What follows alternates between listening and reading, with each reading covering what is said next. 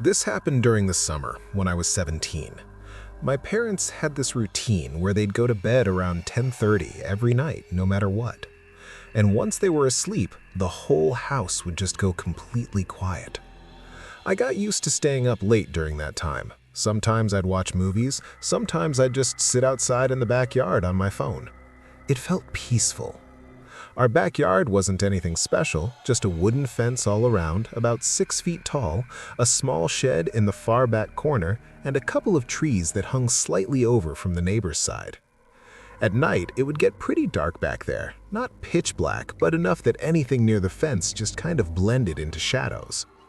That night, it was around 12:45 a.m. I remember because I had just checked the time before going outside.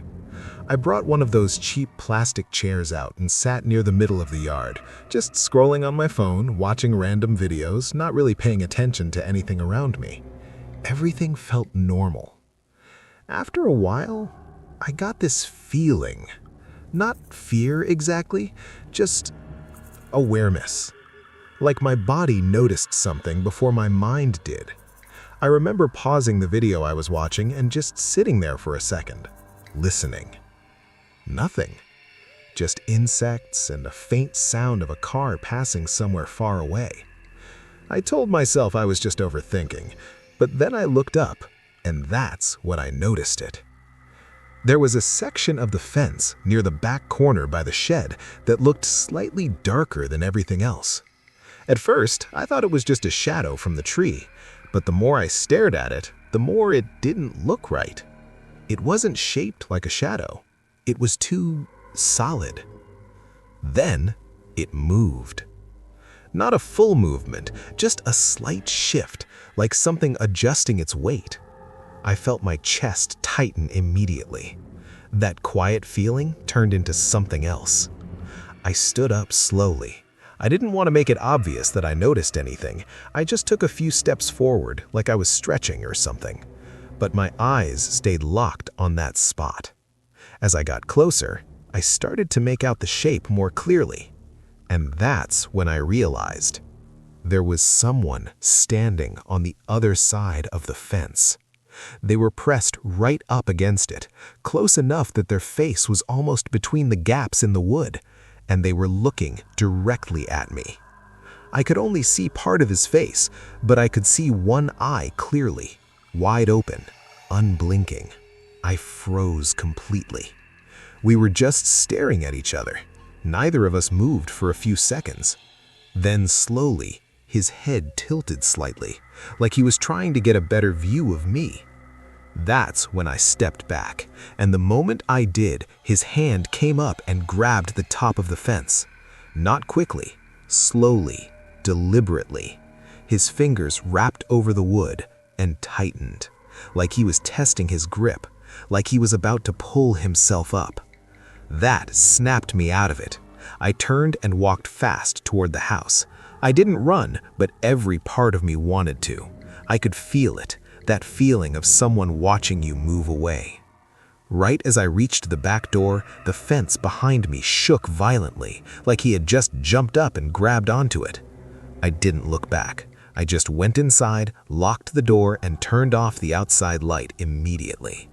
My hands were shaking at that point. I stood there in the dark, just listening. At first, nothing. Then, I heard footsteps. Not running, not loud, just slow movement across the yard, on my side of the fence. That's when I realized something. He wasn't just outside anymore. He had found a way in. I backed away from the door slowly, trying not to make any noise. Then I heard it, wood creaking from the direction of the shed, like someone opening it. I stayed frozen in the middle of the kitchen, not even breathing properly.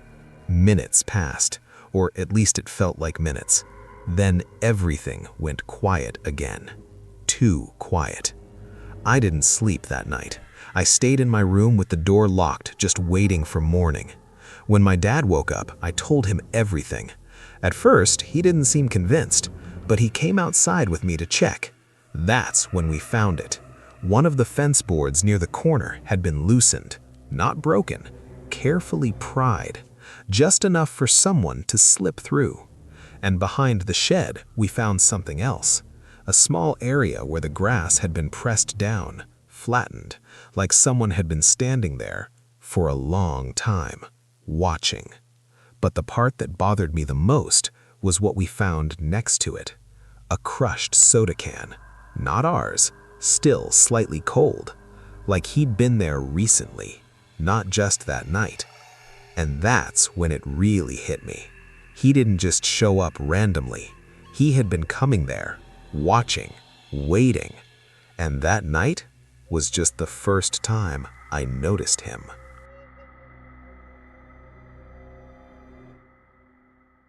This is the one I don't like talking about because it didn't just happen once. It went on longer than I realized. We had a small shed in our backyard that we barely used. It sat near the far end of the yard, close to the fence line, partially hidden by a tree that hung over from the neighbor's side. Over time, it just became a place where we threw old tools, broken chairs, and boxes we didn't care about. No one really had a reason to go in there, which is probably why it took us so long to notice anything. The first time something felt off, I didn't think much of it. I had gone outside one afternoon to grab something from the yard, and I remember noticing the shed door was slightly open. Not wide open, just enough to leave a thin gap. I assumed my dad had gone in there earlier and forgot to close it properly. So I walked over, pushed it shut, and didn't think about it again. Looking back, that was probably the first sign. A few days later, I noticed it again. Same thing, slightly open. That time, I actually asked my dad about it. He told me he hadn't been in the shed in weeks. My mom said the same. We kind of brushed it off, assuming maybe the latch was loose or the wind was catching it somehow. It didn't feel serious. Not yet. The night everything changed started like any other. It was cold, sometime around midnight. I let our dog out into the backyard before going to bed. He ran out like he always did, but after a few seconds he stopped, completely still. He was facing the shed. At first I thought maybe there was an animal in there. I turned on the backyard light. Nothing moved. Everything looked normal. But my dog didn't bark. He didn't growl.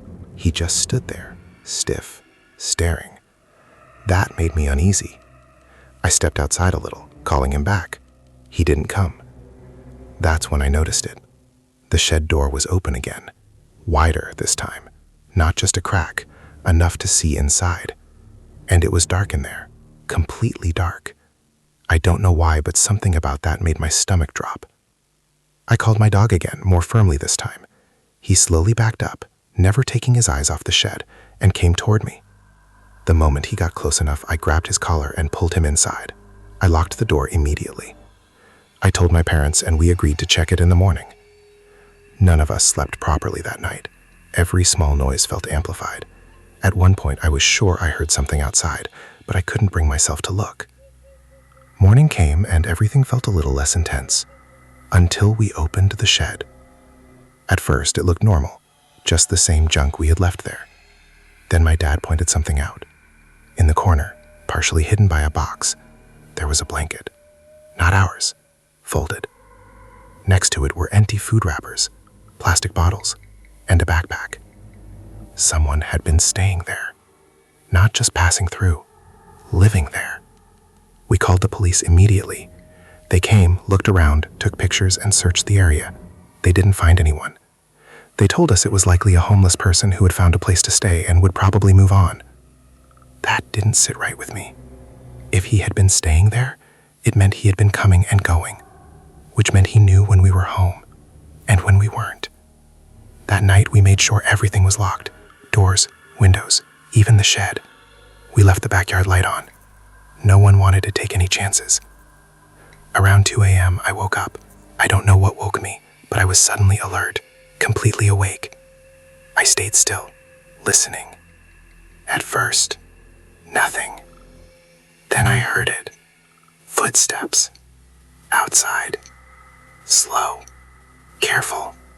Not random. Deliberate. I got out of bed and moved toward the window as quietly as I could. I didn't turn on any lights. I just looked. At first, I didn't see anything. Then movement. Near the shed, a figure, walking slowly across the yard, heading straight for it, like he had done it many times before, like he expected it to still be his. My chest tightened. I watched as he reached the shed door. He stopped, stared at it, then tried the handle. It didn't open. He tried again, harder this time. Still nothing. That's when he turned his head and looked toward the house, directly at my window. I stepped back instantly. I don't know if he saw me, but it felt like he did. A few seconds passed. Then I heard something that made it worse. Footsteps. Coming closer. Not toward the shed anymore. Toward the house. I backed away from the window, my heart pounding so hard it felt like it would give me away. The footsteps got closer, then stopped. Right outside. I didn't move. I didn't breathe. Seconds passed. Then minutes. Then nothing. Eventually, I forced myself to look again. The yard was empty. The next morning, we checked everything. Nothing was broken. Nothing was missing. But there was one thing we hadn't noticed before. Near the back door, just below the handle, there were small scratches. Not deep, but repeated, like someone had been trying, carefully, not to make noise, testing it, more than once. That's when it really hit us. He wasn't just using the shed. He had been trying to get inside the house. And the worst part is, we don't know how long he had been coming back after we